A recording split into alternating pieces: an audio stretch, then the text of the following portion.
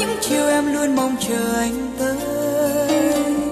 Một lần được nhìn anh là như giấc mơ mang theo cơn gió bay về.